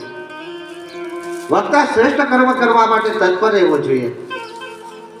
વક્તા યજ્ઞોપવિત ધારણ કરેલો હોવો જોઈએ. અહીં યજ્ઞોપવિત પણ બ્રાહ્મણો જ ધારણ કરે છે અને યજ્ઞોપવિતનું પાલન કરતો હોવો જોઈએ. વક્તા આ સમયે માતાજીના અનોપ ગુણગાન ગાતો હોવો જોઈએ. વક્તા તપસ્વી હોવો જોઈએ. વક્તા સૂર્યની ઉપાસના કરતો હોવો જોઈએ. રોજ માટે સૂર્યને અર્ઘ્ય કરતો હોવો જોઈએ. વક્તાને કંઠસ્થ ગાયત્રી ચાલીસાના પાઠ કરતા હોવા જોઈએ. વક્તા શ્રેષ્ઠ યજ્ઞકાર હોવો જોઈએ. અહીં યજ્ઞકાર તરીકે એક વાત કહી જાઉં, તમને કદાચ ખબર નહીં હોય કે સૌરાષ્ટ્રના જે આ ખૂબ મોટી વાત કહેવાય, વ્યાસપીઠ ઉપરથી હું બોલી રહ્યો છું, પરંતુ આ વખતે સૌરાષ્ટ્રના શ્રેષ્ઠ યજ્ઞકાર તરીકે મને ખિતાબ પ્રાપ્ત થયો છે. મને એવોર્ડ આ વખતે સૌરાષ્ટ્રના શ્રેષ્ઠ યજ્ઞકાર તરીકે પ્રાપ્ત થયો છે, પરંતુ આપણા ગામની અંદર કોઈ નોંધ જ નથી. એટલે તમને ખ્યાલ ન હોય એનો કોઈ રંજ નથી. પરંતુ જ્યારે હજારો બ્રાહ્મણો ભેગા થાય, હજારો બ્રાહ્મણોમાં જે શ્રેષ્ઠ બ્રાહ્મણ શ્રેષ્ઠ યજ્ઞકાર તરીકે કોઈ પ્રસિદ્ધિ મળે, એ પ્રસિદ્ધિ મને પ્રાપ્ત થઈ. તો એમાં પણ તમારો સાથ સહકાર છે, તમારો આવકાર છે, એટલે જ એ પ્રાપ્ત સિદ્ધિ સુધી પ્રાપ્ત થઈ શકા. તો એ વક્તાના ગુણ ગાવા જોઈએ. વક્તામાં અંદર ગાયત્રી ચાલીસા, ગાયત્રી પાઠ, નવદુર્ગાની સ્તુતિ કરવાની મૌખિક શક્તિ હોવી જોઈએ.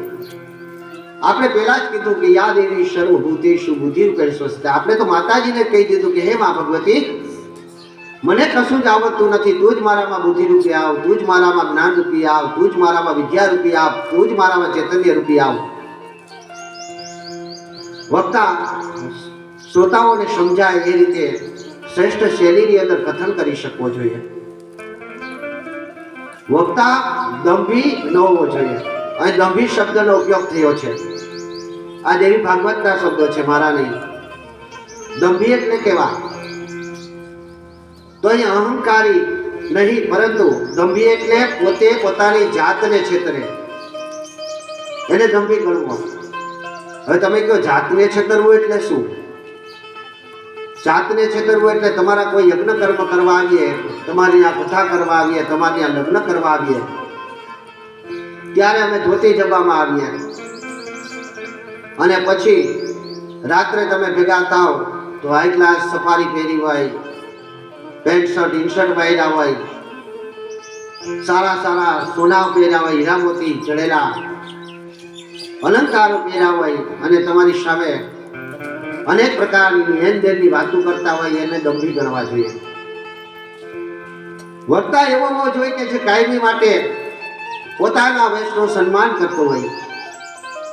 અહીં તમે જાણો છો એમ કે 2013 થી મેં ક્યારેય પેન્ટ નથી પહેરી, ધોતી અને જબો.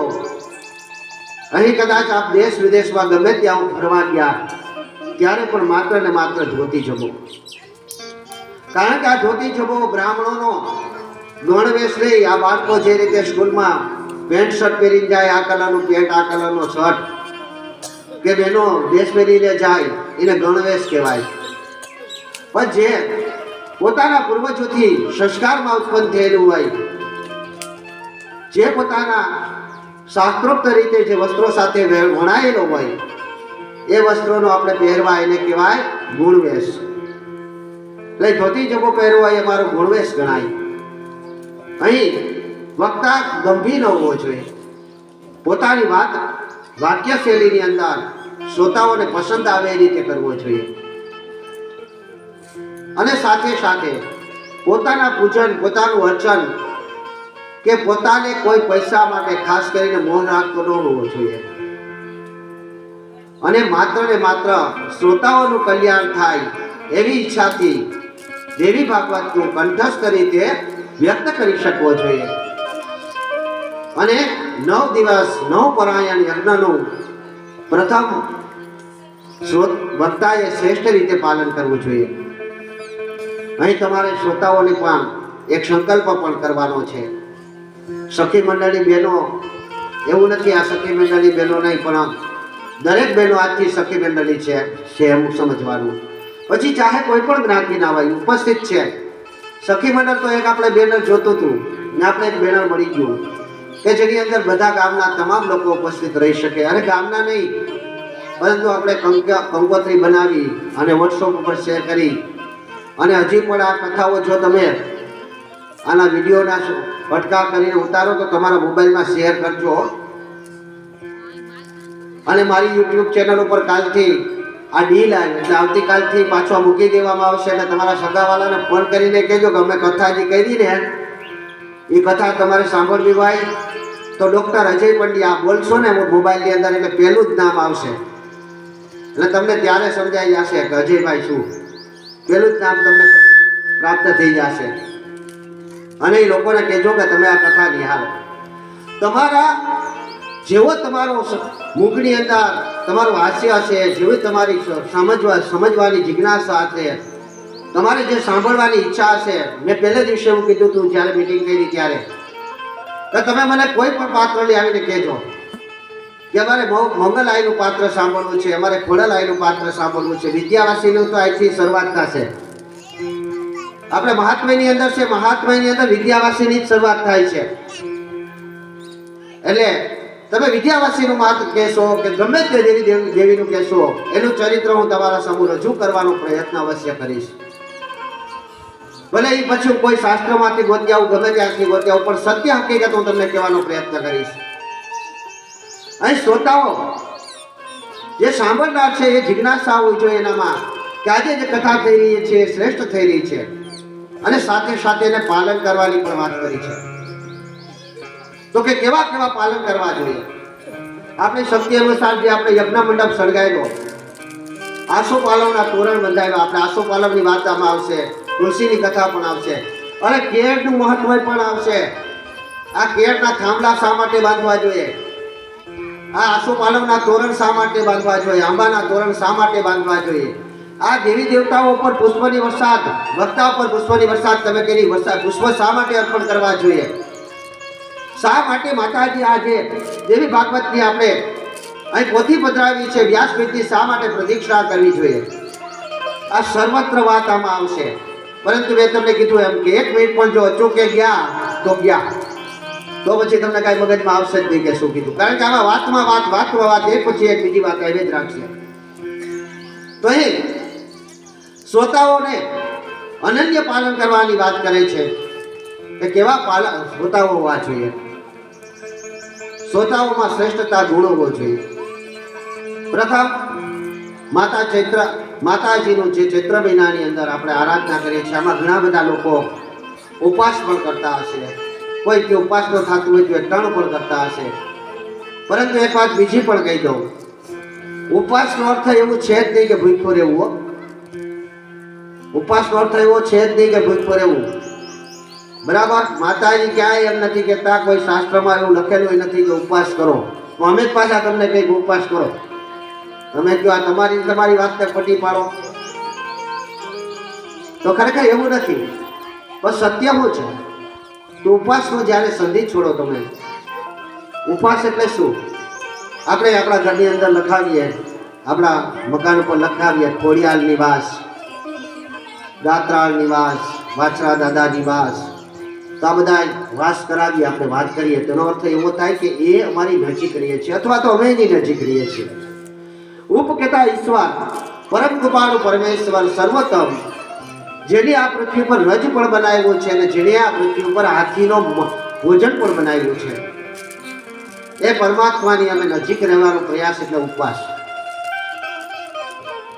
અહીં ઉપવાસ કરવાનો કોઈ આગ્રહ નથી કરતા. ચૈત્ર મહિનો રહેવો જ જોઈએ. આપણે સમજો, નવરાત્રી રહેવાની બધાએ નવરાત્રી કરવાની. અહીં બેઠા ને સખી મંડળ સહિત બધી બહેનોને આજે સંકલ્પ કરવાનો છે કે અમે આજથી ચૈત્ર મહિનો કરશું. અને ભુવાતા નહીં તો કરતા જ હોય એટલે એની કોઈ વાત જ નથી, બરાબર. પણ અહીંયા તો કે ઉપવાસ એટલે તો કે ઈશ્વરની નજીક, માતાજીની નજીક રહેવાનો પ્રયાસ એટલે ઉપવાસ. તમને એક વાત બીજી કહી દઉં, અગત્યની વાત છે. તમને વિશ્વાસ ઘણાને આમાં ખબર છે, બરાબર, કે અજયભાઈ હું ઘણી વખત 5-5 દી 7-8 દી નથી જમતો. જોઈ જાયજો, મારે ઘરે હોય તો 3-3, 4-4 દી નથી જમતો. તમને ખ્યાલ ભાઈ કે ન ખ્યાલ ભાઈ, બરાબર. આમાં બે બહેનોને ખબર છે. હવે સમય જ નથી મળતો જમવાનો, તો એ ઉપવાસ કર્યો કહેવાય? નહીં, એને ઉપવાસ ન કર્યો કહેવાય.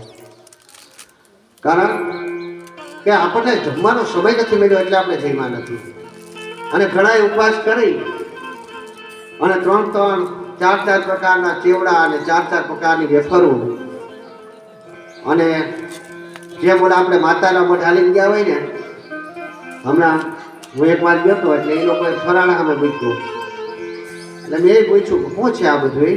તો મને કાંઈ નહીં, સાબુદાણાની ખીર છે, એક મીઠી કેક છે, એક ખાબડી છે, એક આ છે, તે છે, 4 જાતના ફ્રૂટો છે, બટેટા બેની ખીચડી છે, કેળા છે, સૂકા કેળા છે, બસ એટલું જ છે પ્રભુ. હવે એને રજ હતો કે મેં ઓછું ફરાળાની આમ રજૂ કર્યું. એની પ્રકારનો રજ હતો. આશાપુરા તમે હાલીને જાઓ માતાજીએ તો તમને જે સેવાવાળા મર્સિડીઝમાંથી ઉતરીને તમારા પગ દબાવે.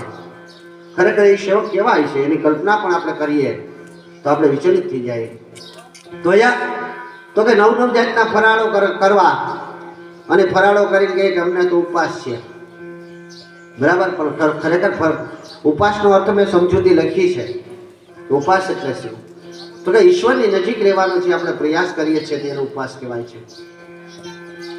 આપણે આજે માની લો કે આપણે એક્ઝામ્પલ તમારા ઉદાહરણ તરીકે સમજાવું કે આજે આપણે શનિવાર રહ્યા, આપણે આજે રવિવાર રહ્યા, આપણે રોજ આપણે જે નિત્ય કર્મ હોય એ નિત્ય કર્મ કરવા માટે આપણે ભૂખ તો લાગવાની છે.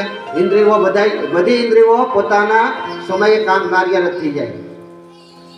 આપણા શરીરની અંદર જે કાન, નાક, ગળું જે કાંઈ ઇન્દ્રિયો છે એ દરેક ઇન્દ્રિયો જ્યારે એનો સમય ચાલુ થાય ત્યારે પોતાનું કાર્ય કરતો ચાલુ થઈ જાય છે.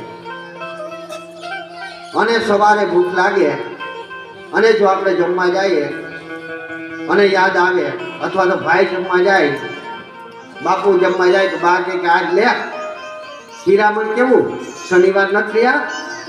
એટલે હા એ શનિવાર છે, કાં જ હાલા લાઈ તેલ લાઈ, અળદ ને તેલ ને આકડાની માળા ને નારિયેળ ને જે કાંઈ આપણી શક્તિ હોય એ પ્રમાણે જઈ અને તરત જ હનુમાનજીએ ગયા, પૂજા કરી અને હનુમાનજી પાસે જે કાંઈ આપણી પ્રાર્થના હતી કરી. પણ ભૂખ લાગી તો ભૂખ ન લાગી હોત તો બાપા જ નહોતું જવાનું. એટલે અહીં ભૂખ લાગી તો તમે ઈશ્વરની નજીક ગયા, પરંતુ આપણે ભૂખ ભક્તિની લગાડવાની છે. આપણે કેવાની ભૂખ લગાડવાની છે? આમે ક્યાંક ક્યાંક મને હોકારો દેતા રહેજો એટલે મને એમ થાય કે ઠામમાં જી જાય છે. નહીતર તમને વળી પાછું એમ થતું હોય કે આ કૃષ્ણને માં મૂકીને આ સીધા ન્યાસ જ કેમ મૂકી ગયા? પણ દેવી ભાગવત જ એવી છે. દેવી ભાગવત, હું તો એમ કહું છું કે મારા અમુક કાલથી તમે દેવી ભાગવત લઈને બેસો.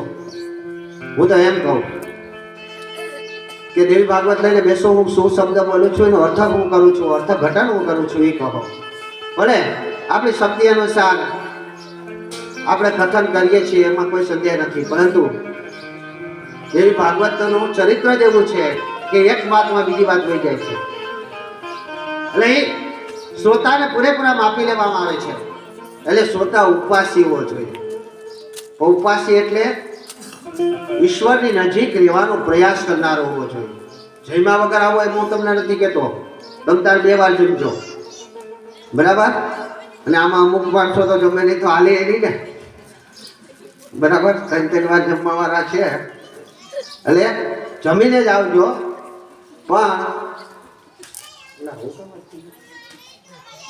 જમીને જ આવવાનું, પરંતુ માત્ર ને માત્ર ઈશ્વરની નજીક, મા નવદુર્ગાની નજીક રહેવાનો પ્રયાસ કરવાનો. સવારે ઉઠો ત્યાંથી પોતાનું નિત્ય કર્મ કરી અને નવદુર્ગાને બધું રહેવાનું. કેવી રીતે બધું રહેવાનું કે હે મા જગદંબા, હે મા ખોડિયાલ, હે મા વિદ્યાવાસિની, હે મા ગાત્રાળ, અમે તારા ચરણે આવ્યા છીએ. હે મા ભવાની, તું જ રક્ષણ કરજે. આજથી અમે જે તારું ગુણગાન ગાઈ રહ્યા છીએ તેનો તમે પ્રેમપૂર્વક સ્વીકાર કરજો. આમાં અયોગ્ય જગ્યાએ અયોગ્ય સમય હોવો જોઈએ. મેં પહેલાં કીધું ને કે કોઈ પણ વાત માટે સમય હોવો જોઈએ. ચા પણ તમે છે ને સમય વગર તમે દઈ ગયો એટલે છે ને આમાં કોઈ વિખાઈ જાય, કથન વિખાઈ જાય. એમાંય તમે સંગીતકારોને દઈ ગયો, બરાબર મારે ગીત આવતું હોય તમે સંગીતકારોને ચા દઈ ગયો, એમાં પાછું કંઈક ડી લાઈફ થશે તો કાપવા વાળું તો જોહે. એટલે અહીંયા આપણે આવતીકાલે આપણે જે નક્કી કર્યું એ પ્રમાણે જ રાખજો કે ભાઈ ચા છે 5 વાગે આપણે હોલ્ટ પાડીએ, 4:30 પાડો તમે કહેતા હોય તો. પણ કારણ કે એની અંદર વક્તાનું ગુણ ગવાઈ જાય છે. ગવાય એટલે ગાવાની વાત નથી કરતો, ધોવાવાની વાત કરું છું. અહીંયા તમે બ્રેકગ્રાઉન્ડ ચાલુ હોય બેટા એટલે અહીંયા શ્રોતાની વાત કરવામાં આવી છે કે શ્રોતાએ ઉપાસી રહેવું જોઈએ. ઉપાસી ઈશ્વરની નજીકમાં, ભગવતીની નજીક રહેવાનો પ્રયાસ કરવાનો. અને સવારે ઉઠો ત્યાંથી મા જગદંબાનું ગાન ગાવાનું. કેવું ગાવાનું? અંબાની જય, જગ જનની જય, અંબાની જય જગદંબાની જય, અંબાની જય જગદંબાની જય.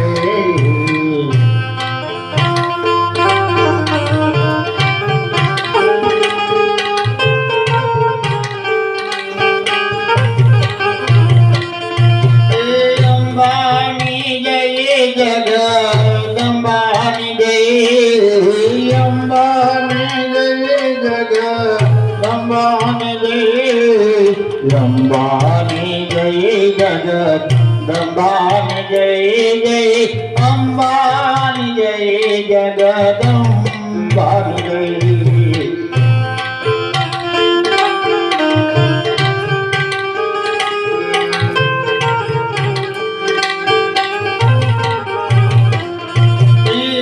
મારી તારા સ્વરૂપ દેખા, શરણે મારી તો લીધા. મારી તારા સ્વરૂપ દેખા, શરણે માં તું આમને લીધા.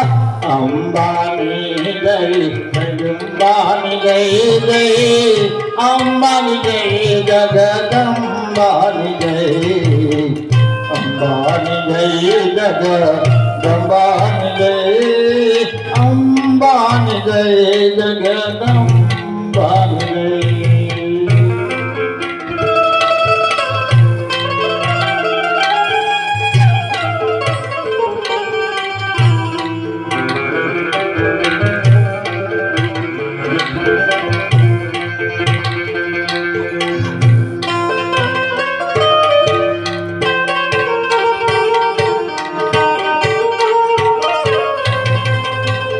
જય હો.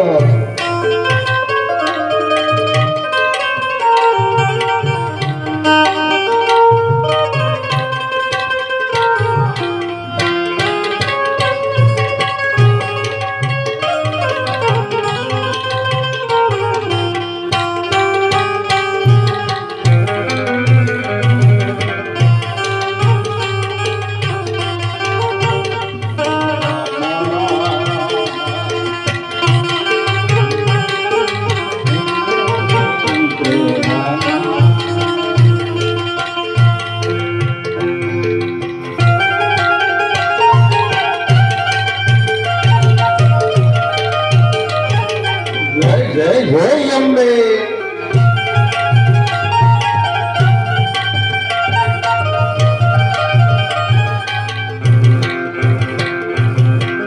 વાલા થઈ મા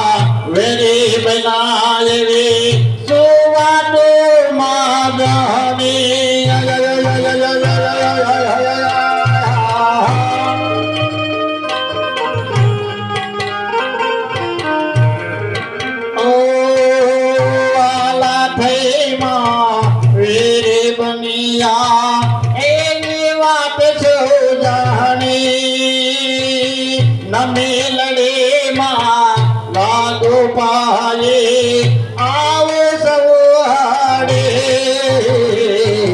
અંબાની જય જગદંબાની જય અંબાની જય જગદંબાની જય અંબાની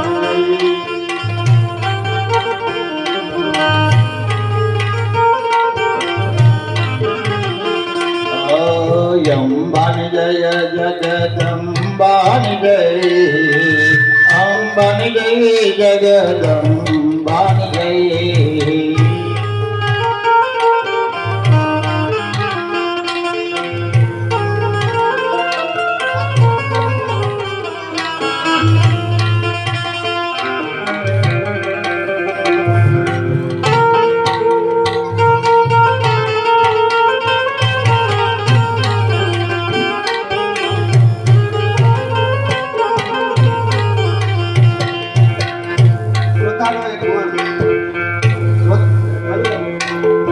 શ્રોતાનો એક ગુણ અહીં એવી બાબતની અંદર કરેલું છે કે નિત્યકર્મ પ્રમાણે પૂજા પાઠ કર્યા પછી માની આરાધના, માની સ્તુતિ, માની પ્રાર્થના ને સાથે સાથે માને ગરબે ઘૂમવાનું પણ લખેલું છે. એટલે એવી બાબત જે કાંઈ છે એ પ્રમાણે શ્રોતાનો એક ગુણ એટલે માતાજીના રાસ રમવું. એટલે આપણે જેમ કહેતા હતા કે 5 વાગે આપણે રાસ આવી જાવ બેનો રાસ રમવા, ભલે 5 મિનિટ પૂરતા. તો સાની સારે મારી તારા ડોંગરા રે લો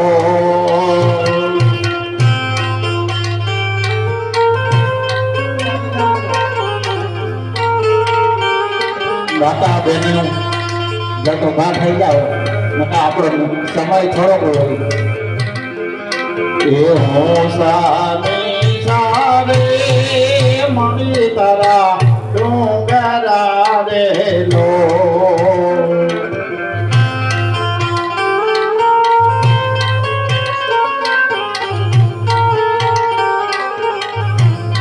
એ ડુંગરા ઉપર બોલે જીણા મોર એ ડુંગરા ઉપર બોલે જીણા મોર ગરબે રમવા આવજો રે લો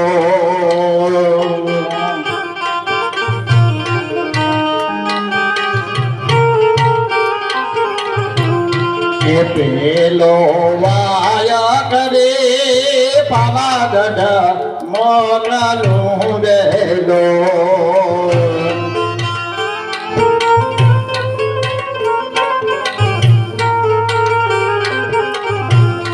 એ પેલો વાયા કરે પાવાગઢ મોગલું રે લો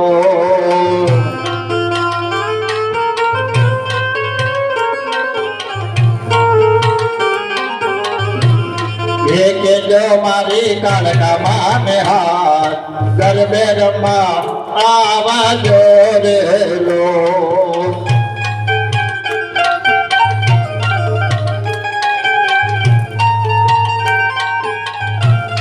એ ગરબે રમવા આવજો રે લો